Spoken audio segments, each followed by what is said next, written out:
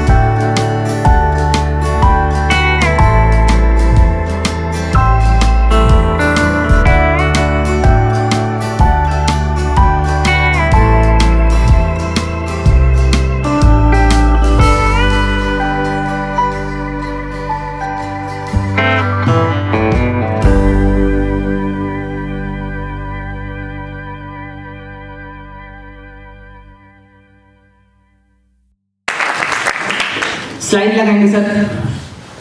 तब तक मैं अपने बारे में कुछ बता दूं। पिछले 6 सालों से एज अ वेलनेस कोच काम कर रहा हूं और अभी तक 2000 से भी ज्यादा लोगों को उनके लाइफस्टाइल रिलेटेड डिजीज को मैंने रिवर्स कराने में और बैलेंस कराने में मदद किया है। AWPL में आने के बाद और जब मेरी मीटिंग संजीव सर से हुई थी तो मेरा जो माइंडसेट है बिल्कुल चेंज हो गया, क्योंकि संजीव सर वेलनेस की दुनिया में AWPL को बहुत ही जल्द रैंक 1 पे लेके आएंगे, बहुत ही जल्द।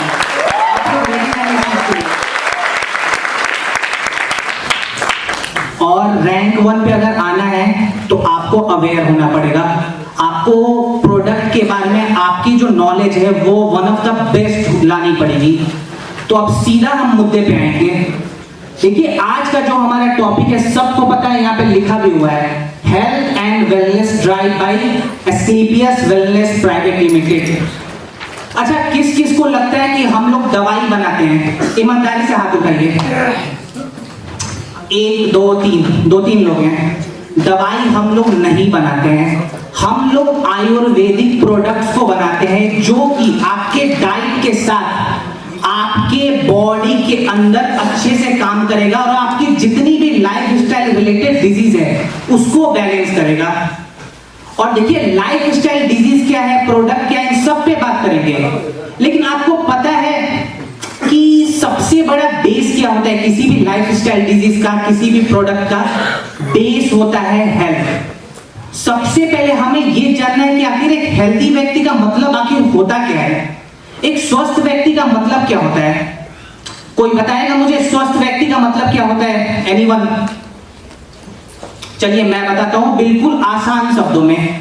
स्वस्थ व्यक्ति का मतलब यही होता है कि कोई भी इंसान हो, उसके अंदर किसी प्रकार की कोई भी बीमारी ना हो, उसके जितने भी शारीरिक अंग वो अच्छे से काम करें, उस व्यक्ति का मानसिक और शारीरिक संतुलन एक बैलेंस वे में काम करे, उस व्यक्ति का कंसंट्रेशन पावर अच्छा हो, साथ ही साथ वह इंसान अपने पूरे समाज में हेल्थ रिलेटेड बेनिफिट्स को प्रमोट करे। सो बेसिक और इजी लैंग्वेज में एक स्वस्थ व्यक्ति का मतलब यही होता है। लेकिन मैं आप लोगों से पूछता हूं कि आपको लगता है इस पूरे दुनिया में ऐसा एक भी इंसान होगा जो बोल सके कि मैं 110% हेल्दी हूं? सभी के अंदर कोई ना कोई दिक्कत है। अब ये दिक्कत हो क्यों रही है, इस पे आज चर्चा करना है। नेक्स्ट करेंगे सर, नेक्स्ट। अच्छा, यहां पे लिखा हुआ है टुडेज लाइफस्टाइल इशू। अब ये लाइफस्टाइल है क्या? लाइफस्टाइल का मतलब होता है जीवन शैली। जीवन शैली का अगर मैं और इसको इजी कर दूं तो जीवन शैली हमारा जो भी रूटीन है, जो भी डेली रूटीन है, उसी को कहा जाता है। यानी कि सुबह में जो भी हमारा उठने का समय होता है, जैसे बहुत सारे लोग सुबह 4 बजे उठते हैं, कुछ लोग 5 बजे, कुछ लोग 7 बजे, कुछ लोग 12 बजे भी उठते हैं। सो जो आपका उठने का समय होता है और जो भी आपका सोने का समय है, रात को 9 बजे, 10 बजे, 11 बजे, सो उठने से लेके सोने के समय के बीच में आप क्या क्या एक्टिविटीज करते हैं? आपका खाना खाने का तरीका, आप क्या खाना खा रहे हैं, आप जब बैठते हैं तो आपके बॉडी का अलाइनमेंट कैसे होता है, आप जब सोते हैं तो आपके बॉडी का पोस्चर क्या होना चाहिए, जब आप काम करते हैं तो आप सोच कैसे रहे हैं। ये जितनी भी छोटी छोटी एक्टिविटीज है ये हमारे डेली रूटीन का पार्ट है कि नहीं? yes. लेकिन जब हमारा डेली रूटीन अच्छा नहीं रहेगा, हमारे बॉडी के अकॉर्डिंग नहीं रहेगा, तो हमें प्रॉब्लम्स होनी है। और इन्हीं प्रॉब्लम्स को कहा गया है लाइफस्टाइल रिलेटेड इशू। अब देखिए, लाइफस्टाइल रिलेटेड इश्यूज भी बहुत सारे हैं, हजारों में हैं, लेकिन हम लोग आज कॉमन लाइफस्टाइल इशू पे बात करेंगे और वैसे लाइफस्टाइल इशू पे बात करेंगे जो बहुत ही ज्यादा कॉमन है, यानी कि बहुत सारे लोगों के अंदर ये प्रॉब्लम्स देखी जाती है। साथ के साथ ये प्रॉब्लम्स बहुत ही ज्यादा खतरनाक भी है। एग्जाम्पल के तौर पे बता दूं, ओबेसिटी, जिसे कहा जाता है मोटापा। ओबेसिटी की प्रॉब्लम लोग समझते हैं कि व्यक्ति बस मोटा दिखेगा, ऐसा बात नहीं है, वो 1% प्रॉब्लम हो गया। असली दिक्कत है शरीर के अंदर। यानी कि शरीर के अंदर जब हार्मफुल फैट्स, जब बहुत ही ज्यादा मात्रा में कोलेस्ट्रॉल, चर्बी, वसा जिसे कहते हैं, जब हमारे शरीर के अंदर ये चीज जब जमने लगती है तो हमारे शरीर के अंदर जितने भी ऑर्गेन्स हैं उनका जो शेप है वो चेंज होता है। एग्जाम्पल के तौर पे अगर किसी व्यक्ति के हार्ट के ऊपर अगर चर्बी की मात्रा बहुत ज्यादा आ गई तो उस व्यक्ति का हार्ट अच्छे से पंप नहीं करेगा, ऑक्सीजन को यूज नहीं करेगा, ब्लड का फ्लो वहां पे पहुंचेगा नहीं, और उस व्यक्ति को कार्डियोवास्कुलर इशू की भी समस्या होगी, जो कि यहाँ पे लिखा हुआ है। इसके बाद अगर किसी व्यक्ति के लीवर के ऊपर अगर फैट की लेयरिंग हो गई तो फैटी लीवर की भी समस्या होती है। किसी के अगर नसों के अंदर, अगर आर्टरीज के अंदर अगर कोलेस्ट्रॉल की मात्रा जम गई तो फिर अभी आपको पता है कि कोलेस्ट्रॉल की समस्या फिर हाई होने लगती है। तो मोटापे के साथ साथ अन्य भी बीमारियां हमारे शरीर में आ जाती है। इसके बाद डायबिटीज। अच्छा, यहां पे आप बताइए डायबिटीज कॉमन है कि नहीं है, खास करके इंडिया के अंदर। दुनिया में जितने लोगों को भी डायबिटीज है उसका लगभग 17 से 21% इंडिया के लोगों के अंदर है। मींस अगर दुनिया में 100 लोगों को डायबिटीज है तो 21 लोगों को इंडिया के अंदर ये प्रॉब्लम हो गई है, और इंडिया को डायबिटीज का कैपिटल भी कहा गया है। ये हमारे लिए गर्व की बात है कि नहीं, आप बताइए। जबकि देखिए हमारा देश ही योगा को शुरुआत किया था, हमारे देश ने ही योगा को शुरुआत किया था, हमारे देश ने ही आयुर्वेदा को भी शुरू किया था। लेकिन आज के डेट में हम लोग आयुर्वेदा को जानते भी नहीं है ढंग से। योगा बहुत ही कम लोग करते हैं। यहाँ पे कितने लोग हैं जो ईमानदारी से बताइए योगा करते हैं या आयुर्वेदिक सिद्धांत को फॉलो करते हैं? 5 लोग, 6 लोग, 7 लोग। देखिए आप ही बताइए ये हमारे लिए अच्छी बात है कि नहीं है? तो इन्हीं चीजों को बहुत ही इजी तरीके से संजीव सर ने डिजाइन किया है और एक ऐसे प्रोडक्ट के रूप में क्रिएट किया है कि जो आप इजीली अपने शरीर के अंदर ले पाएंगे। खैर प्रोडक्ट्स पे तो हम बाद में आएंगे, पहले हम समझ लें ये चीज हमारे शरीर में हो क्यों रही है। नेक्स्ट करेंगे सर। नेक्स्ट, अभी जो भी मैंने लाइफ स्टाइल इशू बताया था, ये लाइफ स्टाइल जितने भी इश्यूज हैं इनका कारण क्या है? कारण हम खुद हैं। मैंने स्टार्टिंग में ही बताया था जो हमारा डेली रूटीन है, और इसके अंदर एक मेन पॉइंट है अनहेल्दी फूड और टॉक्सिन्स। अच्छा, बर्गर यहाँ पे सबको पसंद होगा? हाथ उठा लीजिए, मैं भी उठा रहा हूं, मैं भी खाता हूं वीक में 1 दिन। देखिए बर्गर के अंदर आलू का टिक्की होता है ना? उस आलू के टिक्की को डीप फ्राई किया जाता है। डीप फ्राई करने के बाद उसे हम खा लेते हैं इजीली। अब डीप फ्राई करते समय जितना तेल उस टिक्की में यूज हो रहा है ठीक उतना ही तेल पूरे हफ्ते में हमारे शरीर को चाहिए। तो क्या वो अच्छा है? स्टिल हम लोग खा रहे हैं और इस पे कंट्रोल नहीं होगा। जो लोग बोलते हैं कि मैं नहीं खाता हूं, मान के चलिए वो भी थोड़ा बहुत तो खाते ही होंगे। चाइनीज फास्ट फूड बहुत लोग खाते हैं, खास करके लेडीज, है ना? खट्टा सामान बढ़िया, मोमो, चाउमीन वगैरह। अच्छा, अजीनोमोटो सबको पता होगा, है ना? इनहेंसर होता है, टेस्ट अच्छा हो जाता है। MSG कहा गया उसे, मोनोसोडियम ग्लूटामेट। जापान और चाइना ने इसे लगभग 100 साल पहले इन्वेंट किया था। डेट मुझे याद नहीं है। आज के डेट में जापान और चाइना ने इसे बैन कर दिया है। रीजन क्या है? लीवर के अंदर सबसे ज्यादा कैंसर का कॉज MSG यानी कि मोनोसोडियम ग्लूटामेट को ही कहा गया है, और सबसे ज्यादा यूज कहां पे होता है? हमारे इंडिया में। तो ये चीज अच्छी नहीं है। खास करके बच्चों को हम देते हैं फास्ट फूड, कि अगर कॉलेज के स्टूडेंट है, स्कूल का कोई बच्चा है, वो सोचेगा कि यार टाइमिंग की दिक्कत हो रही है तो मैं फास्ट फूड खाऊंगा, यानी कि फास्ट प्रिपेयर्ड फूड खाऊंगा। लेकिन उसे पता नहीं है कि ये फास्ट फूड आने वाले कुछ ही सालों के अंदर उसके शरीर के अंदर बहुत सारी बीमारियों को उत्पन्न कर देगा, मींस क्रिएट कर देगा। इसके साथ ही साथ यहाँ पे लिखा हुआ है इन्वायरमेंट, क्लाइमेट चेंज। सभी को पता है कि कैसे हमारा मौसम वगैरह चेंज हो रहा है। अच्छा, एक बात बताइए, अभी पटना में भी ठंड है, दिल्ली में भी ठंड है, लेकिन मुंबई में गया था अभी कुछ समय पहले, पुणे गया था, वहां पे ठंड बिल्कुल नहीं है।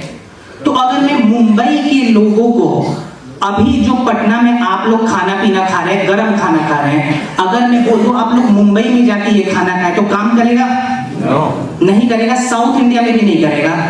तो देखिए, मौसम के हिसाब से भी और क्लाइमेट के हिसाब से भी हमें अपना खाना चेंज करना चाहिए, लेकिन हम लोग नहीं करते हैं। हम लोग ठंडा सामान को भी ठंड के दिन में खा लेंगे, गर्म सामान को गर्मी के दिन में भी खा लेंगे।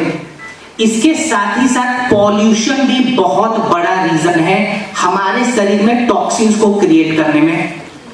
अच्छा देखिए, हर छोटे बड़े शहरों के अंदर आज के डेट में फैक्ट्रीज बन चुका है, जो कि अच्छा भी है, इंपॉर्टेंट भी है, लेकिन फैक्ट्री से निकला हुआ वेस्ट कहां जाता है? वेस्ट जो है 3 जगह मेनली जाते हैं।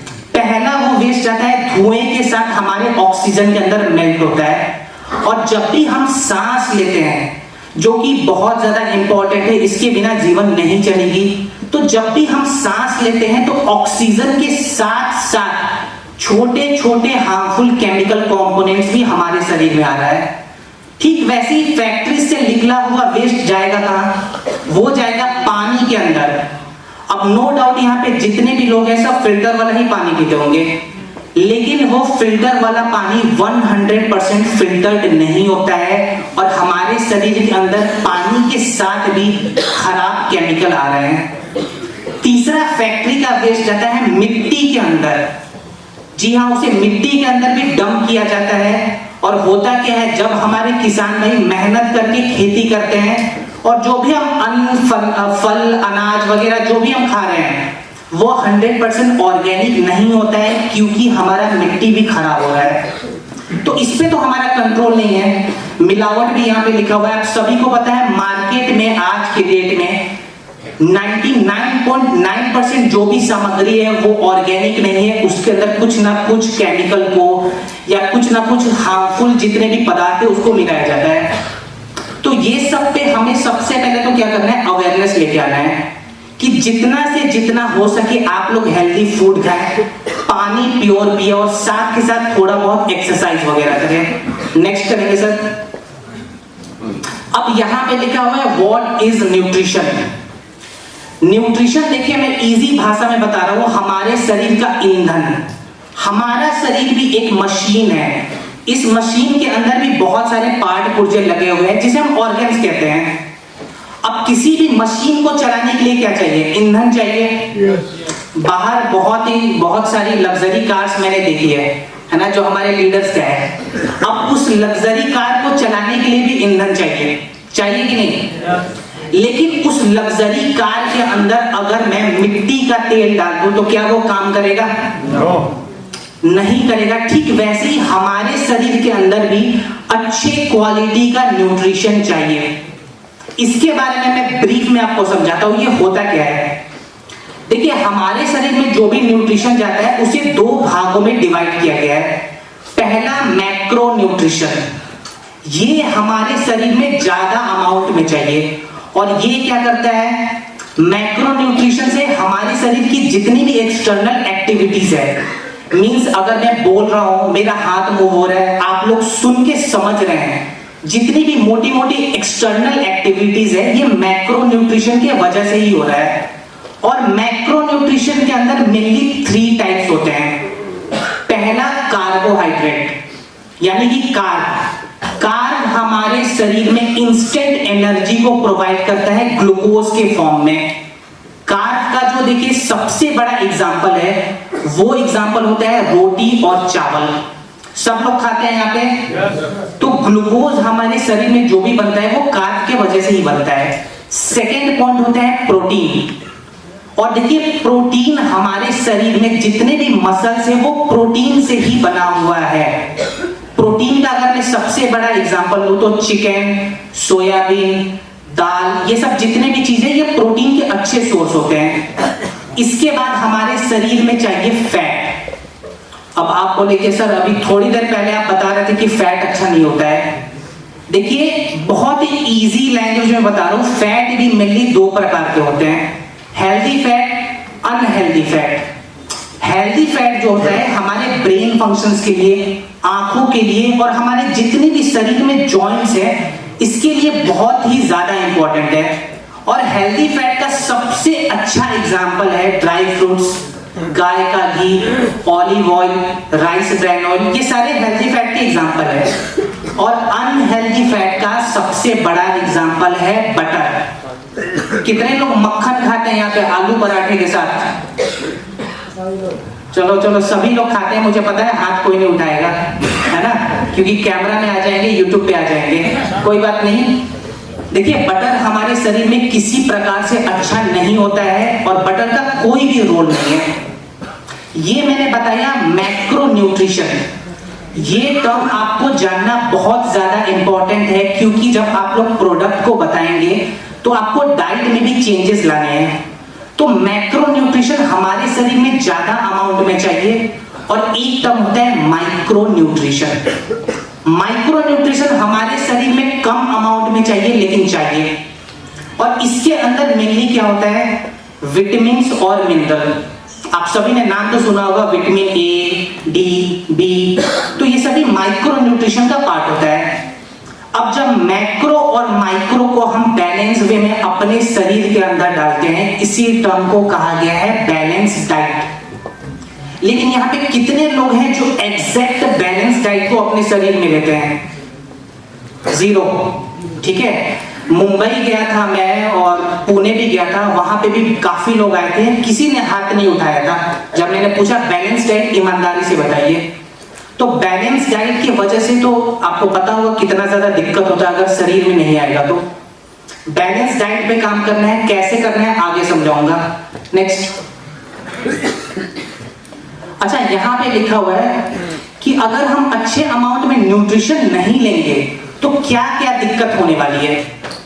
अगर किसी मशीन में मैं ईंधन को नहीं डालूंगा तो मशीन चलेगा? नहीं, तो हमारा शरीर भी नहीं चलेगा। और अगर हमारे शरीर में एनर्जी की दिक्कत होगी तो हमारा इम्यून सिस्टम ड्रॉप हो जाएगा, जिसको कहा गया है रोग प्रतिरोधक क्षमता, जो कि हम आगे प्रोडक्ट के साथ समझेंगे। अगर हमारा इम्यून सिस्टम खराब हो गया तो हमारे जितने भी ऑर्गन्स हैं वो भी धीरे धीरे डैमेज होने लगेंगे। और अगर हमारे शरीर के ऑर्गन्स डैमेज हो गए तो आपको पता है बीमारी फिर कौन कौन सी आने वाली है। तो सबसे बड़ा रोल होता है न्यूट्रिशन का और डाइट का। नेक्स्ट। अब यहां पे लिखा हुआ है things which affects nutritional needs.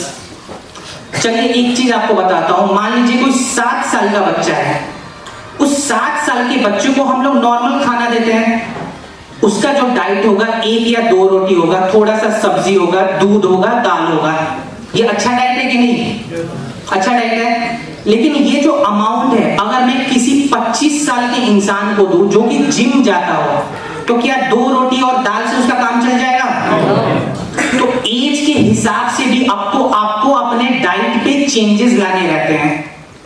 अब किसी 70 साल के व्यक्ति को, जो 70 साल के कोई सीनियर सिटीजन है, उनको अगर मैं जिम वाला डाइट दूं तो क्या वो काम करेगा? तो आपको पता चलना चाहिए कि एज बहुत बड़ा फैक्टर होता है डाइट को डिजाइन करने में। इसके बाद महिला और पुरुष, देखिए दोनों की जो शारीरिक बनावट है वो बहुत ज्यादा चेंज है। दोनों के अंदर हार्मोन्स जो है वो चेंज होते रहते हैं। और प्रेगनेंसी के दौरान खास करके महिलाओं के अंदर जो भी डाइट होती है वो बहुत ज्यादा कॉम्प्लिकेटेड हो जाती है, क्योंकि हम 2 लोगों को उस वक्त खाना दे रहे हैं। लेकिन जितने भी छोटे शहर है, गांव है, वहां पे ये अवेयरनेस जीरो है। हम लोग डाइट में काम बिल्कुल नहीं करते हैं, तो प्रोडक्ट्स फिर काम अच्छे से शायद नहीं कर पाएंगे। तो डाइट के साथ आपको प्रोडक्ट ऐड करना है, ये मैं आगे समझाऊंगा। इसके बाद क्लाइमेट जो मैंने बता दिया था। फिजिकल एक्टिविटी का क्या रोल है आप सभी को पता होगा, लेकिन करता कोई नहीं होगा, है ना। कितने लोग हैं जो योगा जिम कुछ भी करते हैं? 1% जो रेगुलर नहीं करते होंगे, मुझे पता है ना। वीक में 1 दिन होता होगा और 6 दिन आराम। तो ये नहीं चाहिए, वीक में कम से कम 4 दिन तो कीजिए आप लोग। 5 मिनट के लिए कीजिए, 10 मिनट के लिए कीजिए। तो ये सब फैक्टर्स है जिस पर हम बात करेंगे। नेक्स्ट करेंगे सर। नेक्स्ट में okay, how to be preventive. इन सब से बचा कैसे जाए, ये जो भी मैंने बीमारी बताया था, ये जो भी प्रॉब्लम से, इनसे बचना कैसे है। मुझे कोई भी बीमारी है या किसी व्यक्ति को कोई भी बीमारी है, ये पता कैसे चलेगा? बताइए, क्वेश्चन पूछ रहा हूं, कोई बताएगा कैसे? सबसे बेस्ट आंसर है जिन्होंने पीछे से बोला है चेकअप करवाकर, सबसे बेस्ट। सिंपल सा चीज है, मुझे दर्द भी हो रहा है तो क्यों हो रहा है? मैं गेस नहीं करूंगा ना कि मुझे यहां पेन हो रहा है तो हड्डी में पेन है, हो सकता है मस्कुलर पेन हो सकता है मेरे नर्व में दिक्कत हो। अगर मेरे लेफ्ट शोल्डर पे पेन हो रहा है तो हो सकता है वो हार्ट अटैक का सिम्टम हो, लेकिन हम हड्डियों पे काम करते हैं। तो सबसे पहले तो आपको एक नॉर्मल सा चेकअप कराना है। और यहाँ पे कितने लोग हैं जो हर 6 महीने पे फुल बॉडी चेकअप कराते हैं? बहुत बढ़िया, 2 लोग यहाँ पे भी हैं। तो अवेयरनेस तो बहुत अच्छी है, ठीक है, लेकिन इसको उल्टा करना है, इस अवेयरनेस को अब और अच्छा करना पड़ेगा। तो आप लोग तो सबसे पहले जब खुद हेल्दी रहेंगे तो सामने वाला आपको देख के इंस्पायर हो जाएगा कि यार ये कितना ज्यादा हेल्दी व्यक्ति है, मुझे इसके जैसा बनना है। तो सबसे पहले खुद पे काम करना है, ठीक है। तो हेल्थ का चेकअप कराना है। सेकंड, यहां पे लिखा हुआ है mental care, wellness and exercise. ये मैंने बता दिया था, ये बहुत ज्यादा इंपॉर्टेंट है। क्यों इंपॉर्टेंट है? शरीर को रेगुलेट करने के लिए। और इन सभी चीजों को करने के लिए क्या चाहिए? मोटिवेशन। हेल्थ से अच्छा मोटिवेशन कुछ नहीं होता। अगर आप हेल्दी रहेंगे तो आपको पता है वेल्थ आप कितने जल्दी क्रिएट कर लेंगे। और हमारी जो संस्था है वो हेल्थ और वेल्थ दोनों पे तो काम कर रही है। यस। तो आपको हेल्थ के साथ साथ वेल्थ भी मिल जाएगा, 2 in 1। तो प्लीज आप लोग अवेयर हो जाएं, इस पे आज से ही काम करना शुरू करते हैं। Next, how AWPL brings back optimal health. देखिए, प्रॉब्लम्स बहुत ज्यादा है तो प्रोडक्ट्स भी हमारे पास बहुत ही ज्यादा है। अभी तक अराउंड 153 प्रोडक्ट्स मार्केट में आ चुके हैं। विद इन फ्यू मंथ्स 200 से भी ज्यादा प्रोडक्ट्स आने वाले हैं। तो आप लोग इसके लिए तैयार रहिए। अब देखिए, इन प्रोडक्ट्स में बहुत ज्यादा कैटेगरीज में हमने डिवाइड किया हुआ है। पहला nutrition, second wellness, then hair care, agriculture, makeup care, home care, ऐसे करके हमारे पास बहुत ज्यादा वैरायटी है। बात करेंगे सबसे इंपॉर्टेंट रेंज वेलनेस केयर पे। तो आप लोग प्लीज शांत होके बैठें, डायरी पेन के साथ बैठे, क्योंकि बीच में इंपॉर्टेंट कॉम्बिनेशंस भी बताऊंगा, क्या डाइट चाहिए क्या नहीं चाहिए वो भी बताऊंगा, और डोज कितना होना चाहिए वो भी बताऊंगा। तो आप लोग तैयार हो जाए। और जो लोग सो रहे हैं आप लोग अच्छे से पीछे जाके सो जाएं, क्योंकि आगे वाले लोग बिल्कुल अवेयर है, पीछे वाले भी अवेयर है, लेकिन कुछ लोग सो रहे हैं तो उनका सोना भी बहुत इंपॉर्टेंट है, तो वो लोग पीछे जाके सो सकते हैं, ठीक है। तो हम लोग स्टार्ट करें पहला प्रोडक्ट। चलिए फर्स्ट प्रोडक्ट पे आते हैं। नेक्स्ट, क्यों चाहिए ये प्रोडक्ट और किस लिए चाहिए? इम्यूनिटी का मतलब होता है रोग प्रतिरोधक क्षमता। अच्छा, रोग प्रतिरोधक क्षमता आपके शरीर में करता क्या है? बाहर की बीमारी को आने नहीं देता। यस यस यस, सर ने बिल्कुल सही जवाब दिया है, बाहरी बीमारी को नहीं आने देता है। मींस जितने भी वायरस और बैक्टीरिया वाली जो भी बीमारियां हैं, तो हमारे शरीर में पहले से इम्यून सिस्टम कुछ ऐसे आर्मी को डेवलप करते हैं, जैसे आर्मी बॉर्डर पे जाके बाहरी दुश्मन को घर के अंदर नहीं आने देगा। अगर वो दुश्मन घर के अंदर आ भी गया तो हमारा जो आर्मी है उसे मार गिराएगा। ठीक वैसे इम्यूनिटी भी और इम्यून सिस्टम भी बाहरी वायरस बैक्टीरिया को हमारे शरीर में नहीं आने देता है। और बाई चांस अगर वो वायरस बैक्टीरिया हमारे शरीर के अंदर आ भी गया तो इम्यून सिस्टम उसे मार गिराएगा। लेकिन जब ये आर्मी सिस्टम ही काम करना बंद कर दे, तो आपको पता है ना बाहर कितने ज्यादा दुश्मन है, तो जितने भी वायरस बैक्टीरिया है सीधा हमारे शरीर के अंदर आएंगे और हमारे शरीर के जितने भी ऑर्गन्स हैं उसको डैमेज कर देंगे। तो इसी के लिए इम्यूनिटी को बराबर करना, बैलेंस करना बहुत ही ज्यादा इंपॉर्टेंट है। और जरूरी नहीं है कि जब इम्यूनिटी लो हो जाए, बीमारी हो जाए, तभी हम प्रोडक्ट को लेंगे। बीमारी ना हो इसके लिए भी आप प्रोडक्ट को ले सकते हैं। पहला प्रोडक्ट इम्यूनोडॉक, जो इसका एवरेज डोज होगा वो होगा 25 से लेके 30 ml, दिन में 2 बार खाना खाने के आधे घंटे के बाद। एकदम से नहीं देना है, कम से कम आधा घंटा रुकना है, उसके बाद हम प्रोडक्ट को लेंगे। और किसको नहीं देना है? यस, जिनको भी शुगर की समस्या है उनको हम इम्यूनोडॉक नहीं देंगे, उनके लिए कुछ और प्रोडक्ट्स है जो हम आगे देख लेंगे। अब इम्यूनोडॉक के साथ आप क्या दे सकते हैं? 2 चीज आप दे सकते हैं, पंच तुलसी और एक जिंक का कैप्सूल। जिंक भी हमारे शरीर में इम्यूनिटी को बूस्ट करता है। अच्छा, कोविड के समय एक चीज बताता हूं आपको। कोविड के समय टेस्ट और स्मेल की प्रॉब्लम हो रही थी, जो टेस्ट जा रहा था शरीर से और स्मेल की भी दिक्कत हो रही थी। ये सिम्टम्स आप लोगों ने सुना था कहीं पे? तो इसका काम होता है जिंक। जिंक क्या करता है? हमारे शरीर में स्मेल और टेस्ट के सेंस को इनहेंस करता है। और जब जिंक की कमी होती है तो इसका सबसे बड़ा रीजन है इम्यूनिटी। तो कभी भी इम्यूनोडॉक के साथ आप एक कैप्सूल जिंक का जरूर देंगे, और इसके साथ देंगे पंच तुलसी। पंच तुलसी का भी जो डोज रहेगा वो रहेगा 1 ग्लास गर्म पानी में मात्र 1 बूंद। बहुत ज्यादा दिक्कत है तो 2 बूंद, इससे ज्यादा डोज को हाई नहीं करना है। ये हमारा एक ओवरऑल इम्यूनिटी का कॉम्बिनेशन हो गया। सेकंड आता है प्रास्टॉक। अगर आप चाहें तो अभी विंटर का समय है, तो बच्चों को, जो बच्चे स्कूल जा रहे हैं या जो भी सीनियर सिटीजन है, उनको आप 1 चम्मच प्रास्टॉक दूध के साथ दे दें। दूध के साथ ये अपने आप में ही एक कॉम्बिनेशन के रूप में काम करेगा। ठीक है, ये हमारा इम्यूनिटी का रेंज हो गया। आगे और भी प्रोडक्ट्स हैं तो और भी कॉम्बिनेशंस देखेंगे। नेक्स्ट, ओके, हमारा जो one of the most hero product है थंडर ब्लास्ट। पहले तो थंडर ब्लास्ट के लिए एक बार तालियां हो जाए। बताता हूं अभी पूरे वर्ल्ड में जितने भी पुरुष हैं उनके अंदर एक प्रॉब्लम बहुत ही तेजी से बढ़ रही है, जिस प्रॉब्लम का नाम है क्रोनिक फटीग सिंड्रोम। पूरे वर्ल्ड के 40% पुरुषों के अंदर ये दिक्कत अभी आ गई है 2023 तक, और 2028 तक बोला जा रहा है कि कम से कम 60% पुरुषों के अंदर ये दिक्कत आने वाली है। तो अवेयरनेस पहले से ही रेडी रखना है, क्योंकि हमारे पास, इंडिया के पास पहले से ही वर्ल्ड क्लास आयुर्वेदिक हर्ब्स मौजूद हैं। तो क्यों ना इसे बैलेंस वे में अपने शरीर के अंदर हम पहले से ही डालने की दिक्कत ना हो, और अगर दिक्कत हो भी गई है तो इसे हम खत्म करते हैं। देखिए, पुरुषों के अंदर मतलब बहुत ज्यादा रीजन होता है उनका जो क्रोनिक फटीग सिंड्रोम है वो इंक्रीज होने का। और अगर क्रोनिक फटीग सिंड्रोम इंक्रीज हो गया तो पुरुषों के अंदर एक हार्मोन होता है, इस हार्मोन का नाम है टेस्टोस्टेरोन। और अगर टेस्टोस्टेरोन जब नीचे की ओर जाएगा, जब डिक्रीज होगा, तो सबसे ज्यादा दिक्कत होगी सेक्सुअल वेलनेस की।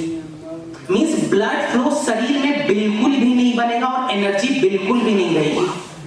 तो अगर किसी भी प्रकार की सेक्सुअल वेलनेस की दिक्कत हो रही है पुरुषों के अंदर, तो आप बिल्कुल थंडर ब्लास्ट दे सकते हैं। कितना देंगे? 20 ml। एक नॉर्मल सा सेफ डोज होता है 20 ml, दिन में 2 बार खाना खाने के बाद। और अगर इसे और भी अच्छे से आप चाहते हैं शरीर में यूज हो तो दूध के साथ दें। अब थंडर ब्लास्ट किसे नहीं देना है? बिल्कुल भी नहीं देना है हाई बीपी के पेशेंट को। यस, और किसे नहीं देना है? और बच्चों को भी नहीं देना है। बहुत सारे लोग बच्चों को भी दे रहे थे, सो बच्चों को नहीं देना है। रीजन बहुत ज्यादा है, इस पे अगर मैं डिस्कस करूंगा तो बहुत ज्यादा समय लग जाएगा। और किसको नहीं देना है? महिलाओं को भी नहीं देना है।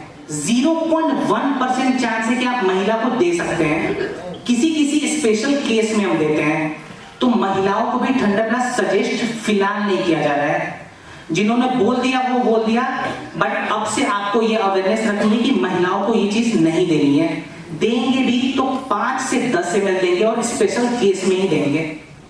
अब थंडर ब्लास्ट के साथ कॉम्बिनेशन क्या है? सबसे बेस्ट कॉम्बिनेशन इम्यूनोडॉक पहले 20 ml लेना है।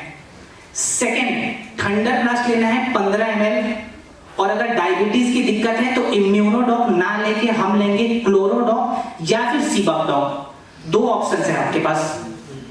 इसके बाद थंडर ब्लास्ट 15 ml, और रात की रात हमें क्या करना है, एक टेस्टोफास्ट का कैप्सूल या फिर एक हॉर्नी गोट वीट कैप्सूल। टेस्टोफास्ट कब देना है, अगर लो स्पर्म काउंट की दिक्कत है तो। अगर स्पर्म काउंट नॉर्मल है, एवरेज है, और अगर इरेक्टाइल डिस्फंक्शन की दिक्कत हो रही है तो हॉर्नी गोट वीट कैप्सूल एक बार देंगे रात के रात, और इसके साथ एक मल्टीविटामिन कैप्सूल देना है। कौन सा, वीटाडॉग या डेलिफ्ट। ठीक है, सजेशन रहेगा डेलिफ्ट, तो अगर डेलिफ्ट मिले तो ठीक है, नहीं तो फिर आप वीटाडॉग देंगे। और यहाँ पे जितने भी मैंने कैप्सूल्स बोले हैं वो एक बार ही देना है, उसे रिपीट नहीं करना है। बाकी थंडर और क्लोरो या फिर इम्यूनो आप रिपीट कर सकते हैं। खाना क्या नहीं खाना है आप बताइए। सिंपल सा चीज, जंक फूड नहीं खाना है, गर्म पानी का सेवन ज्यादा करना है, और अगर अल्कोहल व्यक्ति पी रहा है तो उसको रिड्यूस कीजिए, एकदम से छोड़ना नहीं है, रिड्यूस करना है, तभी माइंड हमारा कन्वेंस होता है। तो ये बेसिक सा प्रिकॉशन है, बेसिक सा कॉम्बिनेशन है। अगर आपने इसको 3 महीने ईमानदारी के साथ कर लिया तो जो भी आप रिजल्ट चाहते हैं वो बिल्कुल मिल जाएगा। ठीक है, नेक्स्ट। थंडर ब्लास्ट से तो बच्चा चल नहीं पा रहा, उसको दिया जा सकता है? बच्चे को नहीं देना है सर। बच्चे को देना सेशन के बाद सर क्वेश्चन आंसर का मैं राउंड करवा दूंगा 10-15 मिनट के लिए। इसके बाद जो भी जिसका क्वेश्चन है आप लोग पूछ सकते हैं। ठीक है, ओके। यहाँ पे है related to anti diabetic. Sugar की समस्या जैसे मैंने बताया था कितना ज्यादा कॉमन हो चुका है, चाहे टाइप 1 हो या टाइप 2 हो, दोनों में क्या होता है, जो हमारा पैंक्रियाज है शरीर के अंदर, वो इंसुलिन को या फिर रिलीज नहीं कर पाता है या फिर बहुत ही ज्यादा अमाउंट में रिलीज करता है, और हमारा जो शरीर है वो इंसुलिन को अपने शरीर के अंदर अच्छे से बैलेंस नहीं करता है। तो कभी भी अगर डायबिटीज की दिक्कत हो तो काम करना है पैंक्रियाज पे, अमाशय जिसे कहते हैं। और अगर आप चाहते हैं कि आपका जो अमाशय है वो हेल्दी रहे, आपको डायबिटीज की दिक्कत ना हो, तो सबसे पहले करना है परहेज। डायबिटीज में क्या नहीं खाना रहता है, कॉमन बताए, एकदम बिल्कुल बेसिक। मीठा, मीठा यानी कि जिससे हमारे शरीर में बहुत ज्यादा ग्लूकोज बनता हो। तो ग्लूकोज चावल से भी बनता है, बहुत ज्यादा रोटी खाने पे भी बनता है। तो अगर आप रोटी खा रहे हैं, चावल खा रहे हैं, आलू वगैरह मैम बता रही है बिल्कुल, तो आपको अमाउंट कम करना है, क्योंकि एकदम से नहीं छूटता है। छोड़ना क्या है, मीठा सामान छोड़ देना है। और अगर आपको डायबिटीज की दिक्कत है तो बहुत बड़ा चांस है कि आपको फैटी लिवर की भी दिक्कत होगी। ये मैं बता रहा हूं, आप चेक भी करा सकते हैं। अगर किसी व्यक्ति के अंदर डायबिटीज की दिक्कत आ रही है, 90% चांस है उस व्यक्ति को फैटी लिवर की भी दिक्कत होगी। तो एक आपने अंदाजा लगाया होगा कि इसमें कॉम्बिनेशन क्या देना है। फैटी लिवर की दिक्कत है, लीवोडॉक, ठीक है। कब देना है, खाना खाने के बाद। कितने देर बाद, 1 घंटे बाद। और डाइवोडॉक कब देना है, खाना खाने के 1 घंटे पहले। दोनों का जो डोज रहेगा वो रहेगा 20-20 ml। ठीक है, अब ये 2 चीज तो हमने दे दिया, इसको हम 2 बार रिपीट करेंगे। रात के रात क्या करना है, मोरीडॉक का 1 कैप्सूल ऐड करना है, बस 1। इसको रिपीट नहीं करना है। और यहाँ पे एक्स्ट्रा में आप लिख सकते हैं एलोवेरा। एलोवेरा हमारे डाइजेशन को, हमारे लीवर को स्मूथ करता है। कितना, 20 ml मॉर्निंग में गुनगुने पानी के साथ। एलोवेरा को भी रिपीट नहीं करना है, और जो हमारा मोरीडॉक कैप्सूल है उसको भी रिपीट नहीं करना है। बाकी आप लीवोडॉक और डाइवोडॉक को रिपीट कर सकते हैं। परहेज मैंने बता दिया था। सो ये हमारा बेसिक सा एक एवरेज कॉम्बिनेशन है जो कि आप टाइप 1 और टाइप 2 दोनों में दे सकते हैं। नेक्स्ट, यहां पे देखिए पहले क्लोरोडॉक था, उसके बारे में मैं आगे बताऊंगा, बिकॉज उसका काम कहीं और बहुत ही ज्यादा अच्छे से होता है। अब यहाँ पे लिखा हुआ है प्रोटेक्ट योर जॉइंट। अच्छा, ऑर्थोपेडिक इश्यू की समस्या खास करके विंटर्स में बहुत ज्यादा बढ़ गई है। गठिया की समस्या बढ़ रही है कि नहीं? बढ़ रही है। और पहले के जमाने में ऑर्थोपेडिक इश्यू 60 साल से ज्यादा के व्यक्ति के अंदर देखी जाती थी, लेकिन आज के जमाने में 30 साल से ज्यादा के जितने भी व्यक्ति हैं उनको भी कहीं ना कहीं ऑर्थोपेडिक इशू हो ही रहा है। सर्वाइकल पेन की जो समस्या है, लोग समझते हैं कि कौन सा नेक पेन हो रहा है मुझे, बट आगे जाके हो सकता है ये कैंसर का कॉज बन जाए। सर्वाइकल कैंसर इंडिया में 27% लोगों को हो चुका है अभी तक। 140 करोड़ की आबादी फिलहाल हो गई है और 27% लोगों को अब तक सर्वाइकल कैंसर हो चुका है। तो आप समझ सकते हैं कितना ज्यादा ये चीज बढ़ रहा है। इसके साथ ही साथ नी पेन और लोअर बैक पेन को भी इग्नोर नहीं करना है। मे बी कि आगे जाके आपके स्पाइनल कॉर्ड को कर्व कर दे परमानेंट। तो इन सभी चीजों पे अवेयरनेस लानी है और जैसे सर ने बताया था 90 डिग्री पे बैठना है, तो वो बैठना है आप लोगों को, सोना नहीं है। हाँ चलिए, सब लोग अवेयर हो गए, बहुत अच्छा। तो सबसे पहले तो अपने बॉडी पे काम करना है, देन प्रोडक्ट हम कैसे लेंगे और क्यों लेंगे ये मैं बता रहा हूं। देखिए, मैं जनरल सा कॉम्बिनेशन बताऊंगा जो कि काम आएगा सबसे ज्यादा गठिया में और ऑस्टियोपोरोसिस की समस्या में। अगर हमारे हड्डियों के अंदर छोटे छोटे छिद्र हो जाते हैं तो उस केस में भी, जिसे ऑस्टियोपोरोसिस कहते हैं, उस केस में भी आप इस कॉम्बिनेशन को दे सकते हैं। एक कॉम्बिनेशन और है जो कि मैं लास्ट में बताऊंगा क्योंकि प्रोडक्ट वो आखिरी में आने वाला है। तो नोट डाउन करेंगे, ऑर्थोडॉक कितना 20 to 30 ml एवरेज डोज रहेगा हमारा 20 से 30 ml के बीच खाना खाने के बाद। इसके बाद क्या करना है, इसके बाद हम ऐड करते हैं या फिर क्लोरोडॉक या फिर नोनी। यहाँ पे सजेशन रहेगा नोनी, क्योंकि इन्फ्लामेशन की भी दिक्कत शरीर में आती है, मीन सूजन की भी दिक्कत आती है।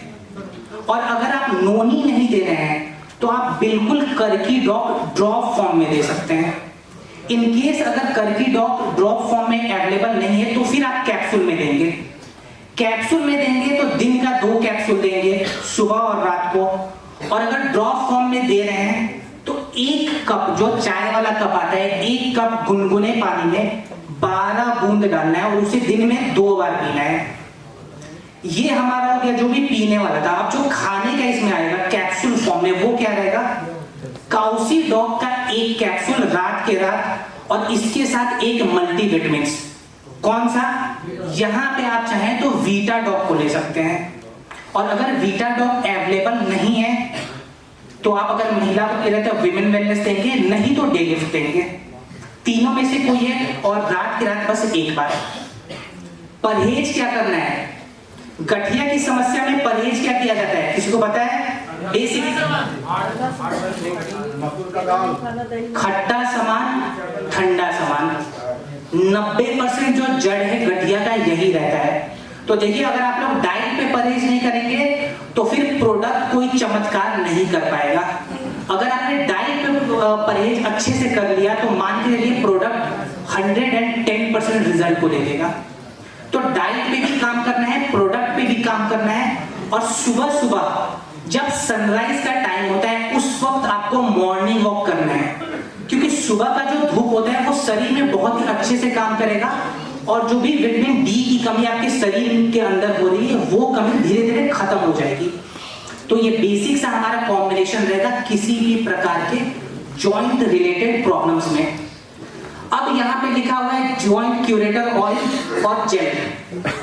दोनों का काम बिल्कुल सेम है, लेकिन दोनों आप एक साथ बिल्कुल यूज नहीं करेंगे क्योंकि दोनों सेम प्रोडक्ट है। एक तेल के रूप में है और दूसरा है जेल के रूप में। अच्छा, होता क्या है, कभी कभी लोगों को घुटने में बहुत ज्यादा दर्द होता है या फिर मस्कुलर पेन होता है, नसों के ऊपर भी दर्द होता है। तो देखिए, नसों के लिए तो अलग प्रोडक्ट है, लेकिन अगर मस्कुलर पेन है और जॉइंट रिलेटेड पेन है तो आप जॉइंट क्यूरेटर ऑयल को यूज कर सकते हैं। कैसे यूज करेंगे, 12 से 15 बूंद लगाना है वहां पे और मालिश बिल्कुल भी नहीं करना है, क्योंकि वो एरिया पहले से बहुत ही ज्यादा सेंसिटिव है। और अगर आपने मालिश कर दिया तो हो सकता है फिर वो दर्द बहुत ज्यादा बढ़ जाए या फिर वो जो तेल है आपके हाथों के ऊपर लग जाएगा। तो मालिश नहीं करके बस थोड़ा सा उसको फैला देना है और आप चाहें तो उसके ऊपर गर्म पट्टी का भी प्रयोग कर सकते हैं। तो इसको आप कितने बार यूज करेंगे, जो हमारा जॉइंट क्यूरेटर ऑयल है, दिन में 2 से 3 बार आराम से कर सकते हैं। ठीक है, नेक्स्ट हेल्दी लिवर। अच्छा, जो हमारा ब्रेन है हमारे शरीर का सबसे ज्यादा इंपॉर्टेंट भाग है, सबको पता है। अगर ये ब्रेन काम नहीं करेगा तो फिर हमारा शरीर किसी काम का नहीं है। और जो हमारा सेकेंड ब्रेन है वो है